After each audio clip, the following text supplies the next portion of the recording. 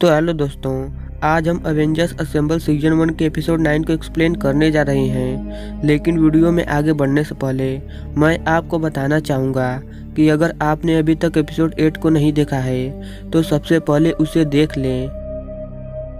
Episode 8 की शुरुआत में हम निक फ्यूरी और ब्लैक विडो को हाइड्रा गैंग के गुंडों से लड़ते हुए देखते हैं। फाइट के दौरान निक फ्यूरी ब्लैक विडो से पूछता है कि क्या तुम्हारे पास कोई प्लान है कि अगर हल्क कभी आउट ऑफ कंट्रोल हो गया तो हम उसे कैसे रोकेंगे। निक फ्यूरी की बात सुनकर ब्लैक विडो यानी कि नताशा उससे कहती है कि तुम सबसे पहले ये बताओ कि हमने अभी अभी हाइड्रा के लैब से क्या चुराया है। जिस पर निक फ्यूरी नताशा को बताता है कि हमने गामा ड्राइव चुराया है ताकि इसमें मौजूद गामा रेडिएशन के रिसर्च से हमें कोई ऐसा आइडिया मिल सके जिससे हम हल्क को कंट्रोल कर सके। अगले सीन में हम अवेंजर टावर को देखते हैं जहां पर टोनी हल्क से एक मशीन को धक्का देने के लिए कहता है, लेकिन हल्क के धक्का देने से मशीन टूट जाती है जिसके बाद हल्क वहां से निकल जाता है। वहीं दूसरी तरफ हाइड्रा के गुंडों से निपटने के बाद निक फ्यूरी नताशा से कोई ऐसा प्लान सोचने के लिए कहता है जिससे हल्क को कंट्रोल किया जा सके।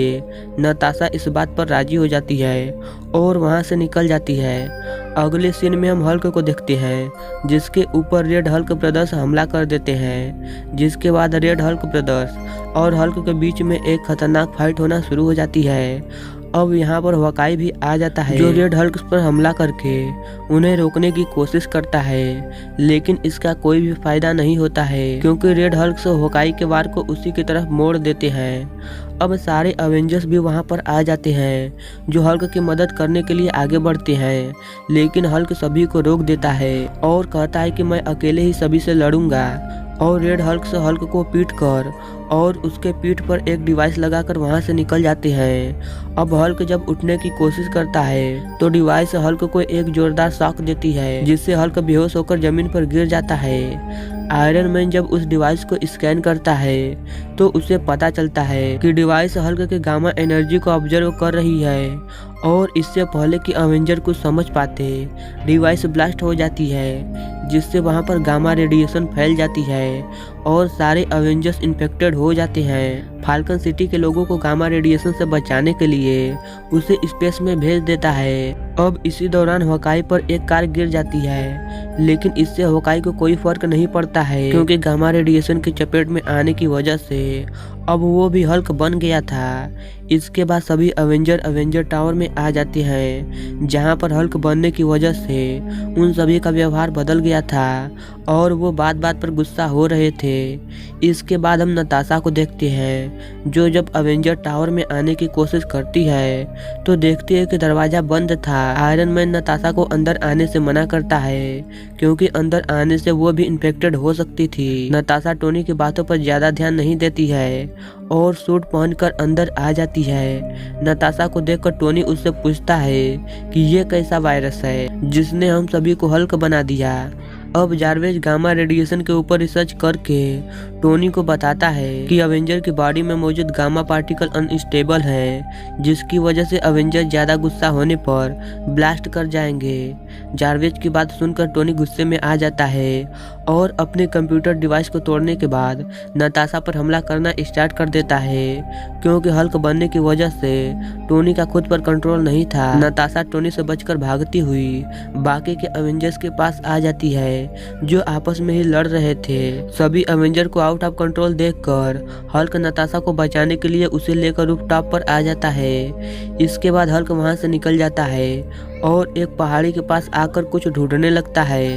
हल्क का पीछा करते हुए नताशा भी वहां पर आ जाती है जो हल्क से पूछती है कि तुम क्या ढूंढ रहे हो। हल्क नताशा को एक डिवाइस दिखाते हुए बताता है कि इससे किसी भी हल्क को कंट्रोल किया जा सकता है।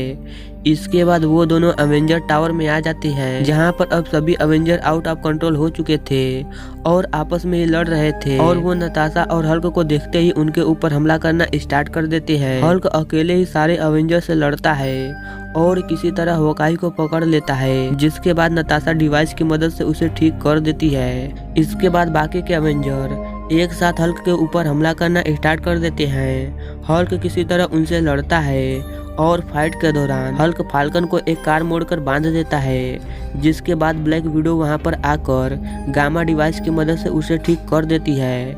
इसके बाद ब्लैक विडो और हल्क मिलकर कैप्टन को भी ठीक कर देते हैं, लेकिन आयरन मैन और थॉर इस समय अपने पीक पर होते हैं, जिनके सामने ब्लैक विडो और हल्क नहीं टिक पा रहे थे और आयरन मैन ब्लैक विडो को उठाकर दूर फेंक देता है। अब हल्क के दिमाग में एक आइडिया आता है और वो थॉर से कहता है कि आयरन मैन तो कह रहा था कि वो तुमसे ज्यादा पावरफुल है। हल्क की बात सुनकर थॉर गुस्से में आ जाता है और आयरन मैन को एक ही बार में नॉकआउट कर देता है, जिसके बाद ब्लैक विडो बड़े ही आसानी से उसे ठीक कर देती है। इसके बाद हल्क और ब्लैक विडो मिलकर थॉर को भी ठीक कर देते हैं और इस प्रकार सारे अवेंजर अपने रियल फॉर्म में वापस आ जाते हैं। अब यहाँ पर निक फ्यूरी भी आ जाता है, जो नताशा से पूछता है कि तुमने हल्क को कंट्रोल कैसे किया, लेकिन नताशा फ्यूरी को गामा डिवाइस के बारे में नहीं बताती है, क्योंकि फ्यूरी गामा डिवाइस का इस्तेमाल हल्क के खिलाफ भी कर सकता था।